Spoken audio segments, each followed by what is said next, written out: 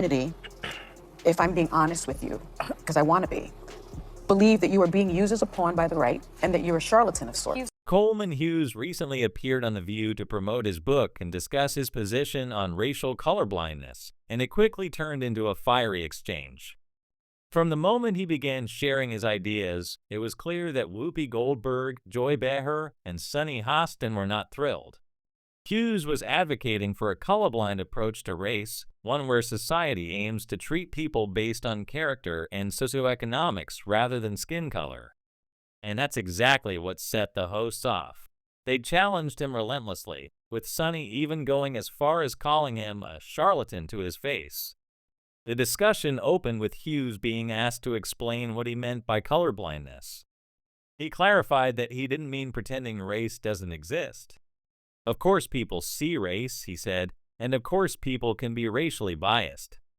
His point wasn't to ignore race, but to strive to treat people without regard to it, both in personal interactions and in public policy. According to him, anti-racist teachings today too often emphasize racial identity to an extreme, especially with kids, making race the central element of identity. Hughes believes this way of thinking backfires and does more harm than good. Whoopi pushed back, recalling that when she was younger, schools didn't teach Black history at all. Hughes acknowledged that those experiences were valid, but argued that we're now swinging in the other direction. In his view, carving out Black history as separate can inadvertently create division. He said that American history should include everyone, Black, white, Hispanic, Asian, but that dividing it into racial categories like Black History Month risks separating people rather than bringing them together. Sunny tried to counter this by pointing out the barriers Black Americans historically faced, being excluded from colleges and opportunities. Hughes responded by agreeing that history played a role, but he believes class is a more precise way to measure disadvantage than race. Instead of assuming all Black or Hispanic people are struggling, he suggests looking at socioeconomic status, income, and access to opportunity. This approach, he argues, helps the people who actually need help, regardless of skin color. Sunny wasn't convinced. She challenged him by pointing to the economic disparities between Black and white households and argued that ignoring race ignores these fundamental issues. Hughes didn't disagree that disparities exist, he acknowledged them clearly. What he questioned was whether racial framing is the most effective or unifying way to address them. His belief is that class-based policies better identify and support the disadvantaged because not all people of one race are poor, and not all poor people are of one race. Poor white families exist too, and race-based policies overlook them. At one point, Hughes quoted Dr. Martin Luther King Jr. from Why We Can't Wait, where King called for a Bill of Rights for the disadvantaged. Hughes used this to support his idea that we should focus on class. Sunny immediately countered by saying King also demanded racial reparations and specifically spoke about doing something special for Black Americans because of centuries of slavery and oppression. She insisted that race had to be a central part of any solution and that Hughes's position had been co-opted by right-wing voices. She told him flat out that many in the Black community believe he's a pawn and a charlatan. It was a jaw-dropping moment. Sunny accused him of being manipulated, even though he explicitly said he wasn't a Republican and hadn't voted for any. Joy Behar, usually a staunch supporter of Sunny, appeared visibly uncomfortable as Sunny escalated her attack. Even the other hosts seemed to back off and shift gears.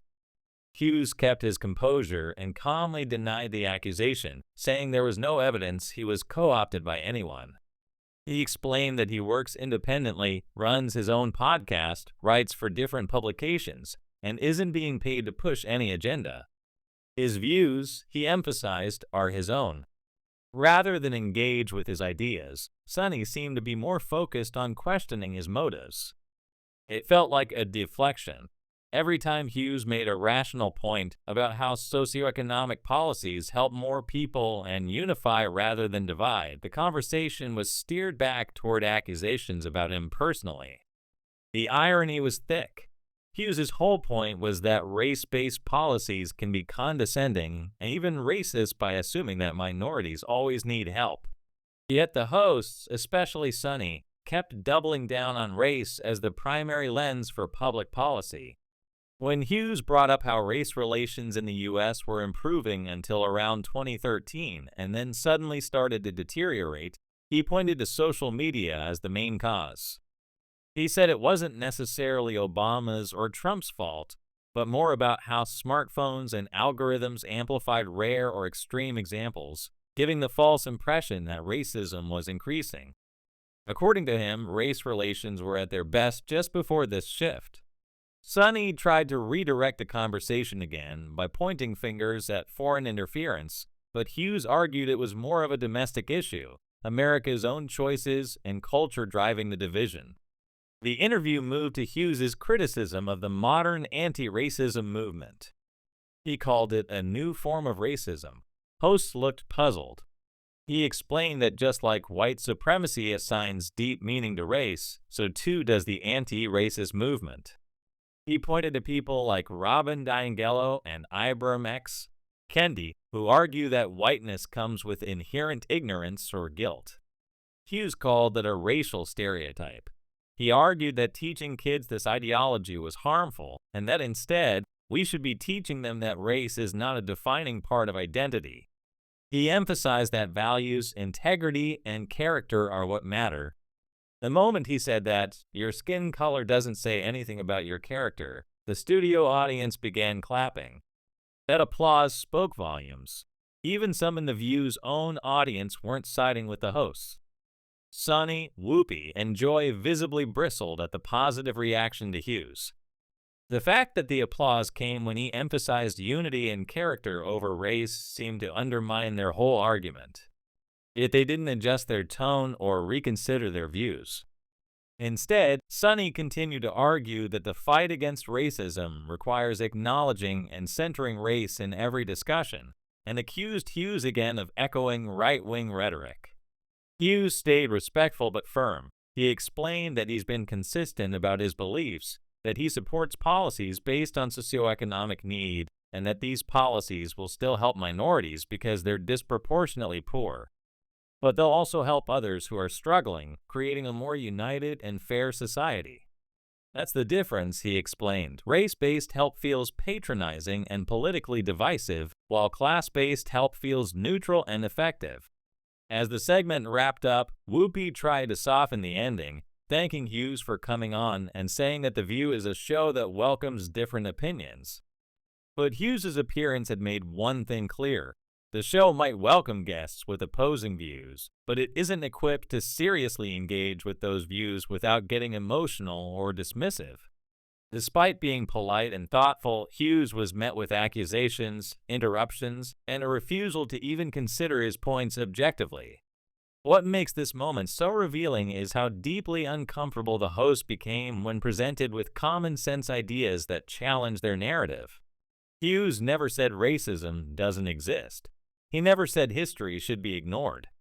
What he did say is that we've overcorrected in ways that are making things worse. He said kids are being taught to define themselves by race. He said policies should help the poor regardless of their color. And he said constantly framing things around race is both divisive and ineffective. Those aren't radical ideas. They're measured, thoughtful arguments. But that's exactly why they were met with such hostility. People like Sonny Hostin don't want to discuss ideas, they want to label and discredit anyone who steps out of line. But in this case, it backfired. The audience clapped for Hughes. The other hosts looked uneasy. Even the viewers at home could see what was happening. Coleman Hughes showed up with a clear message. Race isn't destiny, and unity matters more than division. And he held his ground in a room that was eager to dismiss him. That alone made the whole thing worth watching.